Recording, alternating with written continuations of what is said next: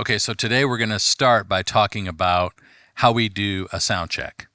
We have our console and our band, everything's plugged in. We started, though, first with a line check before the band got here to make sure that all of our inputs are patched correctly and they're showing up right in the console.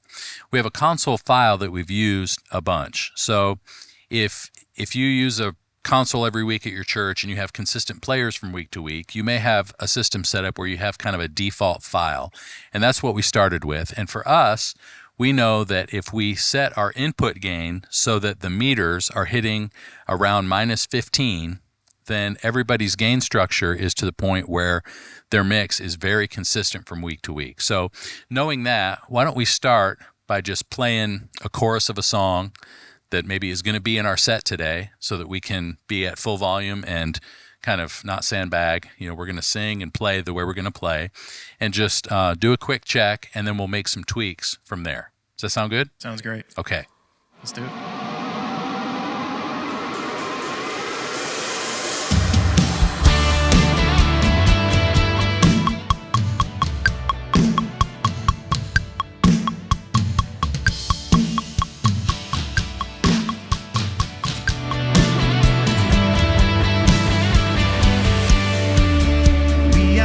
To worship, come bring your song.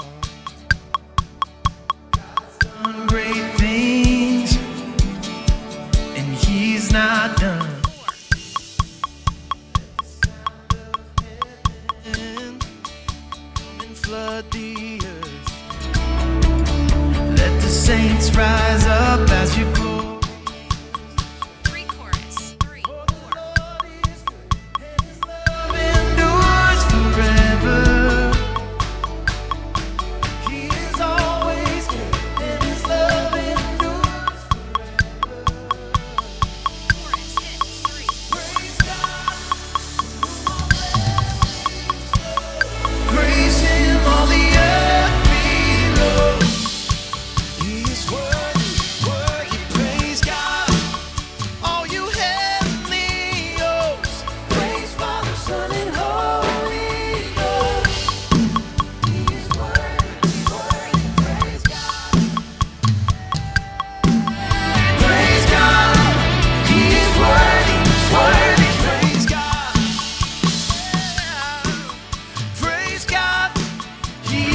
Let's cut it here.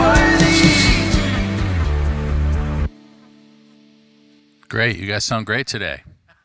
So let's go around the horn real quick and just make some tweaks. So if there was anything that maybe, and talk about maybe the reason for this, because I think sometimes people think, well, we have a default file. Why isn't it the same as it was last week? Or why isn't it the same as it was in rehearsal Tuesday night? So talk about for you guys, like why things would change or what might change from session to session. Yeah, I remember talking about this with someone one time, and they're like, even the temperature of the room can make the default sound different. But I also think like it's earlier in the morning for me right now. Like my voice sounds different than it normally does. Sure. I think even as the drummer's warming up and his muscles are getting looser, like the kit's going to sound different. You may hit harder today than you did yesterday. I think there's a number of reasons like that can make even just little things sound like, well, it's just a click off from where it normally is. Yeah, but I think the point is that if we have a place to start, if we're not starting from scratch every time, a couple of things. First, it's way more efficient in terms of people's time so that we're not just standing around waiting for each other to start from scratch every time. We have some tones and some just, we have the same kit every week. We have the same personnel from time to time or most of the time. So we can start to learn over time what people's preferences are, what expectations are, so that we're efficient in the process. Because nobody wants to sound check, right? We want to get to rehearsal. We want to get to playing songs. So how can we take this process and streamline it to the point where we can be as efficient as possible? So with that in mind, let's just go around and, remembering what you played a minute and a half ago, what needs to change? Yeah, first, I'm going to ask for overheads up. Okay. And that's, for me, I really like to have overheads loud, especially if I'm in like a tight space because it helps me play cymbals quieter. And also I think it helps with kit mix for me. Like it helps make sure that I'm playing like everything the right volume. Just having those overheads feel really present. And then the second thing I'm gonna ask for is all the vocals down. Just because we're in a really tight space here, I'm kind of feel like I'm hearing a lot of like room noise from the vocals. And I feel like for me, I try to have Jace, our MD, I try to have his MD mic really loud and vocals quieter. And so it's almost like he's following the worship leader and I'm following him kind of thing. But yeah, other than that, I'm feeling good. Great. So let me rewind a little bit because I think you said something that's really important maybe for drummers who struggle with playing to the room. So you said something about kit mix versus individual spot mics. So as a drummer, how are you thinking about that relative to the overheads? Because you're playing in a really small space. You've got vocal mics that are 10 feet away from those cymbals. So how can you as a drummer maximize that opportunity you have to help everybody? It's hard because with drumming, it's like, it's loud and it's energy and it's, you can't be just like barely tapping through things or else it's the kind of tone pointless. Of the drums. It makes the drum sound completely different and lifeless if you're hitting too quiet. And so I think it's like you said, it's just playing to the space. Like there's times where, our auditorium is it's a 2,000 seat room. And there's times where our audio guys are asking, like, the cymbals are crazy. Like, can you play quieter? So even in a space like that, it's still about like just knowing it's not even just volume, it's feel, it's technique, it's volume's a part of it, but matching the energy of the song and keeping it high enough, but also just going like, I want to play under control in a way where my volume is appropriate for the space that I'm in. But for you, a way to help that is to maybe turn up the overheads like you just did so that you can actually, it's almost like the cymbals are on the edge of being too loud, which helps you as a player kind of back off. That's a great tip. That's awesome. Well, and I think it's practically, if I play too loud, it'll really hurt my ears. So health and safety. That's it's good discipline. Awesome. Jace, how about you? What do you need to change? I could take quite a bit more guitar, and kind of same thing with Chris with the cymbals. I don't like playing like too hard or too aggressive. So that helps me not like break a string if it's pretty loud in my mix. But yeah, quite a bit more guitar. And then I could use Corbin and Taylor's vocals up. And again, like Chris said, if I'm music directing, I want to make sure if anything happens and we by chance get off, or if they want to do something different, I want to make sure I'm following them. So just making sure I can hear them really good is key. That's great. And one other question, since we've talked about a little bit more, quite a bit more, like how do you guys communicate to the monitor engineer what you mean by that? Because I've worked with some bands who say, can I get 3 dB more of myself? Can I get 1 dB less? You just said, I need quite a bit more of my guitar. So over time, how do you communicate what quite a bit more is? Because I just turned it up 5 dB, but I'm guessing because we haven't worked much together before. Totally. So, next time we go through, we'll play a chorus of that song again. I'll learn, okay, that quite a bit more was maybe not enough for Jace, or quite a bit more in my mind was maybe too much. So there has to be communication. How do you develop a system as the leader, as the MD, develop a system with your techs to go, here's what we mean by X? Because I think sometimes things get lost in translation and communication is non-specific too often. So I think it's important for teams to develop a way of communicating that is understood by everyone and it's efficient. So talk for a minute about that process for you guys. No, I think that's a really good thing to bring up. And some of it is sheer time, right? Like time spent with each other and learning, like when Jay says quite a bit more. Yeah, maybe you do learn that it's actually 6 dB. I also think that's one unique thing about our particular culture is we have a lot of our musicians spend a lot of time in the tech world before they're even on stage. So like I know what 5 dB pretty much sounds like on the console because I've done it. I've spent the time doing that. So I think there's also that it's good to know each other's world. So that communication can be a little bit more specific and a little bit more streamlined. That's great. All right, well, let's keep working around. Taylor, how about you? Yeah, it's feeling good. I think I could use the hi-hat mic down and the snare down. And again, I think this is like a product of being in a different space today, being a lot closer to drums than I normally am. The other thing that affects is I'm going to ask for the overall vocal verb down because I'm hearing a lot of kit come through my mic and just kind of create a wash. So I want to clean that up a little bit. And then the other change that I'll make is similar to what Chris was talking about with the overheads, Jace with the guitar. I'm gonna ask for my acoustic up. If you're an acoustic player, one of the greatest sins is timing, and it's such a rhythmic instrument. I like to have it really loud. I'm notorious for breaking strings because I get really excited about our songs, and then I end up just like going ham on it. So I like to kind of keep it hot because that helps me play quieter and be more precise and exact with what I'm doing. But aside from that, it's feeling great. Okay, you said something about the hi-hat. The problem for me as an engineer is that I look at the drums in your mix and the hi-hat is turned all the way off. Oh.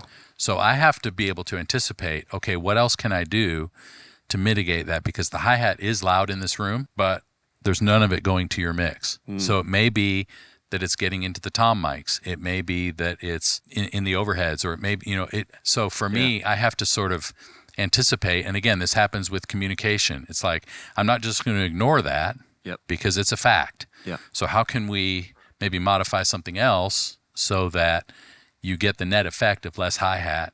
So it may be that you're having to deal with maybe a little bit lower level on toms or something like that, just to be able to get that abrasiveness of the hi-hat out, because those toms, I can see that the EQ on the toms, there's a bunch of top end that's boosted because we want that real hi-fi tom sound. Yep. But if there's mic bleed from the hi-hat, that's going to make that cymbal sound a lot louder. So sometimes there's compromises like that we just need to, again, it's about playing to the room. It's about understanding the space we're in, because that vocal mic is pretty close to those drums. Right. So again, I think the reverb is a good way to kind of mitigate some of that, turning down the verb. We'll listen to the toms next time through and make sure that that's maybe not the culprit. Yep. But again, I can't just ignore, as the engineer, I can't ignore the fact that you don't have any hi-hat, because if I try to turn it down, it's like, well, there isn't any there in the first place. He doesn't know what he's talking about. Right. It's too easy to get into that kind of mindset. But I have to go, okay, something about this, he's hearing a lot of hi-hat. I'm not sending it, so where's it coming from? Right. And what can I do to creatively give him what he needs? Because hi-hat banging in your head is not going to be the best mode to be in when you're trying to lead people in worship, right? Right, yeah. So it's like, figuring out some of those things are super important. Yeah. Great. So let's just keep an ear out for that next time around. Yep. Corbin, how about you? Yeah. Okay. So first off, the count track was the loudest thing in my mix. So I'll beat that down a little bit, that's interesting thing, because it probably is something with the way that we routed tracks today, maybe differently than we normally would. And so whatever that's coming down is a little bit louder than normal. And then it's kind of something everyone said already, but for the same purposes that Fox has the overheads up, that Jay's brought his guitar up, same with Taylor's acoustic, I want my vocal up more, because I know that if I can kind of scare myself with how loud it is, I won't oversing. Yeah. And I'll be able to last through a service and actually do the job of leading people in worship, because I'm not worried about knocking my voice out. That's great. Yeah. For those of you who don't know this band, these are the guys from Thrive Worship, but Becca is joining us today as a newcomer. And so because she hasn't been with this group before and isn't a part of this established show file, what I've done for her mix is tried to create a baseline starting point.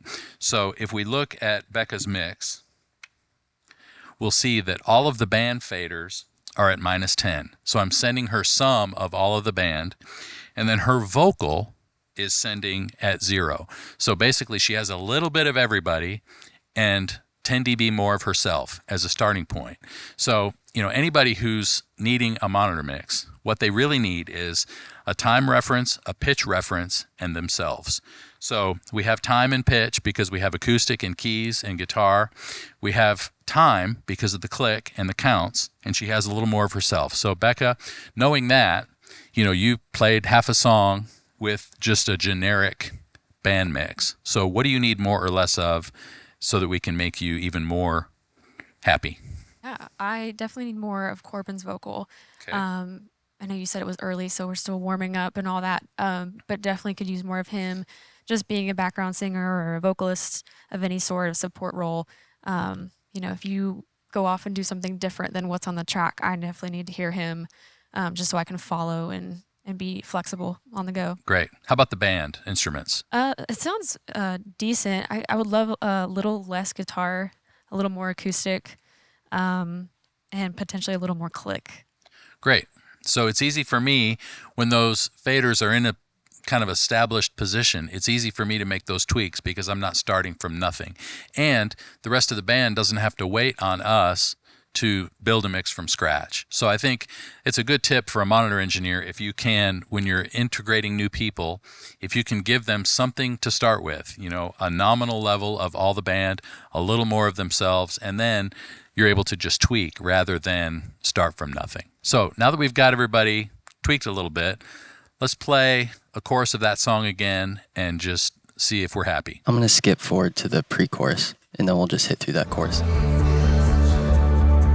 For the Lord is good, and his love endures forever. He is always good, and his love endures forever. Hey, praise God. Lord, praise him, all the earth below. He is worthy, worthy, praise God. All you heavenly hosts, praise Father, Son, and Holy Ghost. He is worthy, worthy, praise God. Praise God. He is worthy, worthy, praise God. Praise God. He is worthy, What's that in? Great. How's everybody feeling? Good. So again, let's just recap so that we can give people some helpful tips to walk away with. First, gain structure. If we have an established file, it's easy for us to go, okay, if I set all my gains to X, for us it's minus 15. For you it might be minus 18 or minus 10. Whatever that is, make sure that your inputs are hitting the same level every time so that your fader resolution and processing that you're doing is the same from session to session, from week to week, from service to service. Next, play a song that's familiar, that you're going to do maybe that day, where you can play full out so that nobody is kind of laying back too much. They're singing full, they're playing at their fullest, so that everybody knows this is the loudest it's going to get, and we start from there. And then if you're integrating new people, give them a baseline starting point with some of everything and a little more of themselves as a way to kind of be efficient with your time. Anything else you guys would add? I think just the bonus of what you just said is by using that song to kind of sound check, we've already gotten through a song of rehearsal. So it's just a really useful kind of approach to rehearsal and sound check. And by the way, I haven't heard that song before with you guys playing it. It's a great song. And Becca, you're doing a great job kind of joining the team and adding that third part harmony. It's awesome. I can't wait to keep moving on.